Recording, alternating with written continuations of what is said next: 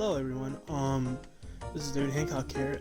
Sorry about my really raspy voice, I have a bad cold.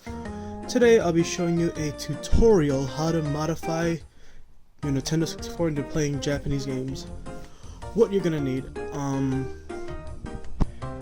of course, the game, the Japanese import. In this case I'll be using Sin and Punishment for the N64. This is a game bit screwdriver. Make sure you get a 4.5 bit screwdriver. This is a magnetic one. Here, let me just actually take it out. Hold up. Hold up. This is a magnetic one, so this could actually latch onto the screwdriver, and it's really good because it's multi-purpose. There we go. So you're gonna use this to take off the main shell of the Nintendo 64 because these are specialized screws. But in this case, this also came with a 3.5, and that's good for modifying your cartridges itself. And there's an alternative way to mod it, but I'll tell you about that a little bit later. Okay, so if you notice, this is an American copy of Nintendo 64. In this case, I'm using Bomberman 64 for Nintendo. See, fits in fine. That'll work. Now, look what happens if you put in the Japanese. Does it fit in? Reasons why. I'm not sure you can see in the camera so well, you probably could. You notice in the far right corner there's these little studs that are blocking the entrances to the games. And if you notice the back of the cartridges, they have different slot inputs. Like this one has a smaller left and right input, and this one leans more towards the middle, and the slot inputs are bigger. So with these two little studs, they neglect the Japanese slots, but the American one fits in just fine. So what we're gonna do, we're gonna open this baby up and we're gonna fix that. And that's when the X-Acto knife comes in. Okay, a lot of people claim this is considering, you know, damaging your console. I really don't think so. I consider it a modification because, look, you lose something to gain something. The only thing you're really doing is removing these two studs. You're not really damaging the console, you know? You actually are, you know, giving it more capabilities, and I think that's great, you know? Okay, so let's get started. As you can see, there are exactly 6 screws in the bottom. That's where the game bit controller screwdriver comes in. Keep in mind the lefty-loosey, righty-tighty rule comes in, so be sure to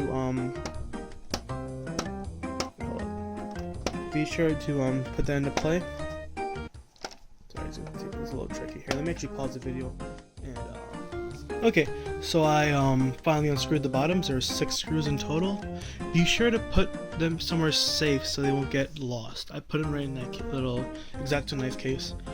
Okay, and the reason why I mainly wanted to post this video, there were a lot of tutorials how to mod your N64, and this is kind of an amateur video, but there's not a single video to teach how to mod your Pikachu N64. And the reason why I find this important, because there's a special part in here that you have to be careful. Normally when you open your Nintendo 64, you just throw up the lid and that's it, but this one is different because the Pikachu LED lights are connected on top. And if you vigorously pull out the top case, you'll damage it, because if you notice, there's actually a wire attached to the Pikachu. Okay, so I gotta go over there.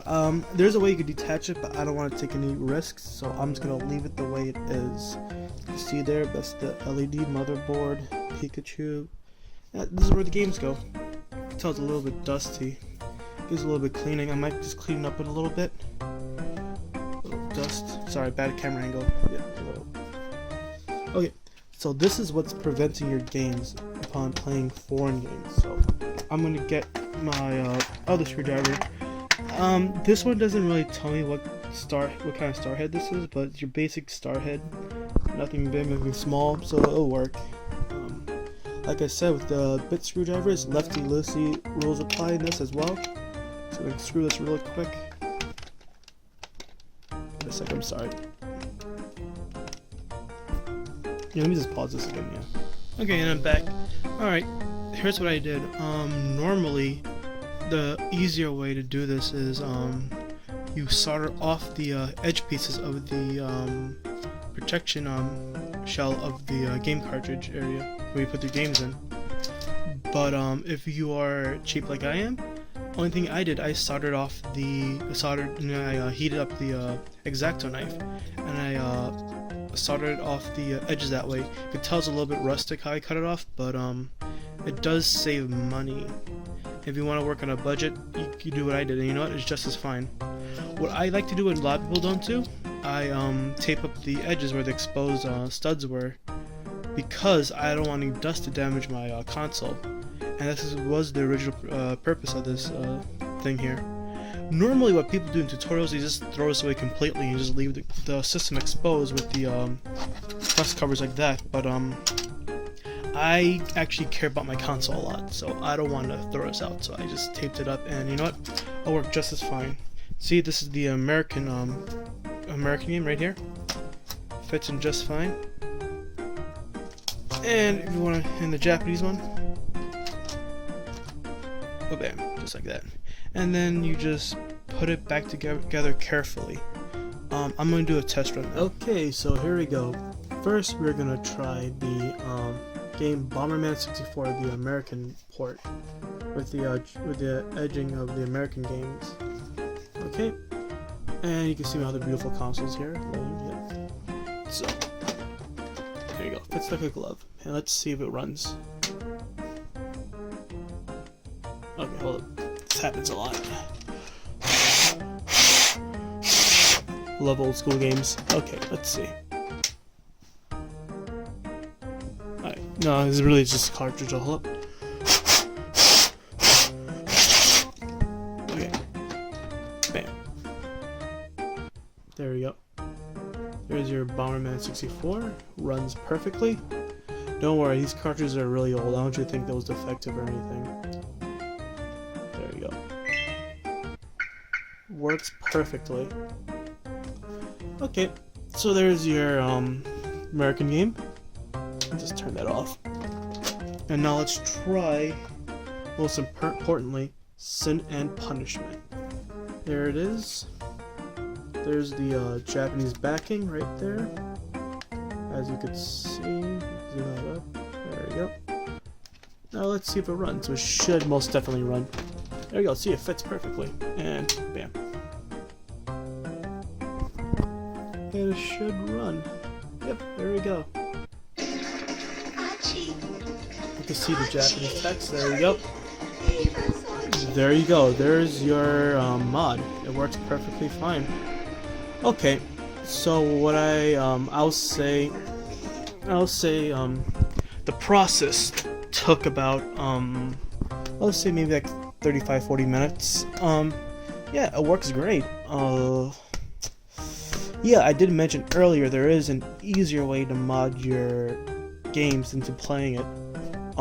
If you want to play a specific game and you don't feel like taking apart your console, you could actually do that without, you know, opening it and all that. What you could do, you could use the backs of the game cartridges and actually swap them.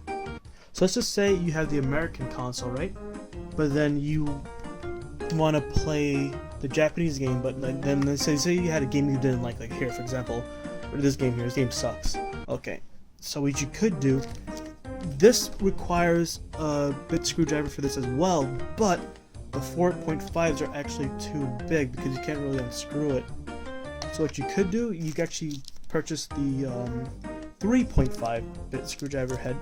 These go about like $2, not much, and they will fit in the back of the game cartridges. Bam. Yeah, so like I said, you just swap the back, and the Japanese game will actually have the backing of this. So this will be here, and it'll play like an American game, and you don't need to mod it. You just pop it right in, and the game will work just as fine. But personally, if you want to be a collector or you want to play more Japanese import games, I strongly suggest you just mod your console. It's not that hard. It is a little bit time consuming, and it is beginner easy, so I don't think you need you don't need a lot of like, skills to do this.